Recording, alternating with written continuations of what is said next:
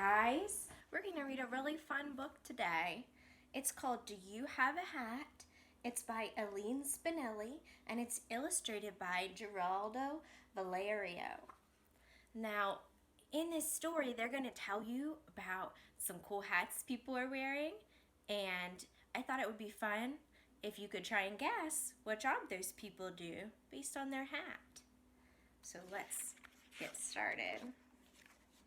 Do you have a hat? You guys probably do, huh? Do you have a hat, something fuzzy, warm, and red to keep the snowflakes off your head?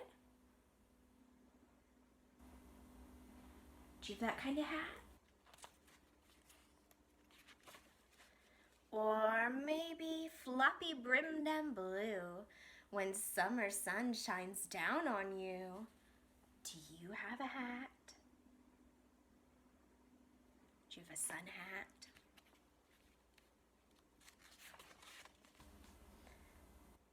Francisco de Goya had a hat with candles on the brim, a clever hat that suited him, that made a chandelier of light for painting far into the night. Do you have a hat? So that's very clever. What job did he do? He was a painter, and the candles on his hat helped him see to paint. Igor Stravinsky had a hat, a tattered, battered green beret. He wore it every single day. They say it never left his hat, not even when he went to bed. Do you have a hat? Do you know what Igor Stravinsky did? He was a musician.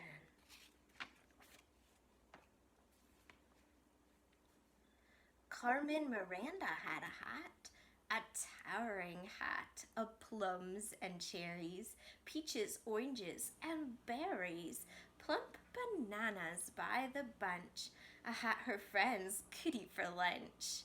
Do you have a hat? Carmen was an actress and a singer. She really did have fruit on her hat. Isn't that cool? Abraham Lincoln had a hat, a stovepipe hat, black and tall, a presidential carry-all. Abe Lincoln wore it round the town with documents inside the crown. Do you have a hat? You know what Abe Lincoln was? He was a president. And documents are important papers. He kept important papers inside that big tall hat so we wouldn't lose them. Nat Love had a hat, a cowboy hat to wear, of course, or carry water to his horse, to give a pesky fly a slap, or play the pillow for his nap. Do you have a hat? What was Nat? He was a cowboy. I bet some of you have cowboy hats at home. Isabel of Bavaria had a hat, a cone-shaped hat so very high it poked a gargoyle in the eye. The doorways had to be redone so she could fit through every one. Do you have a hat? What do you think she was? She was actually the Queen of France. Look at that big tall hat she wore.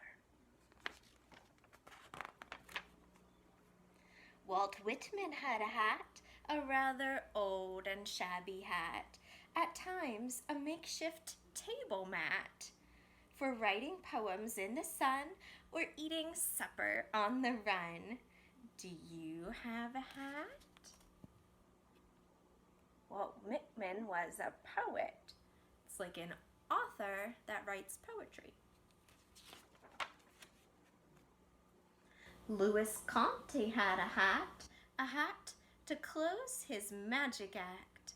A normal looking hat, in fact, but reaching in, as was his habit, Louis produced a bunny rabbit. Do you have a hat? What is he? A magician. John Chapman had a hat. They say he wore a cooking pot. Some folks believe that, some do not. If true, he was a sight indeed, a pot-topped sower of apple seeds. Do you have a hat? John Chapman is also known as Johnny Appleseed. Do you think he really wore a cooking pot? Amelia Earhart had a hat. So did Daniel Boone, it's true. Charlie Chapman, Sally Ride, all of them have hats. Do you?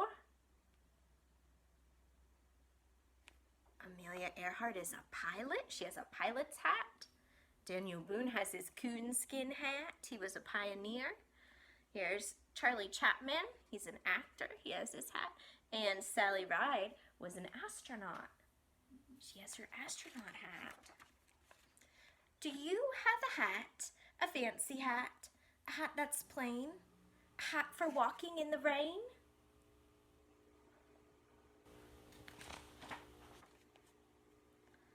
A hat with feathers, flowers, bows, a hat that hoots, a hat that glows, a magic hat, a cap, a crown, a country hat, a hat for town, a single hat squashed flat or tall.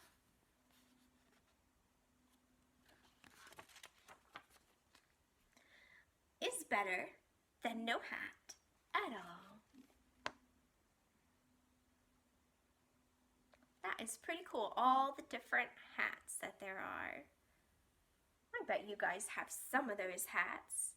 It's fun to think about what hats go with what jobs, or to design a beautiful or crazy hat. Might be something fun for you to do at home. I'll see you next time. Bye.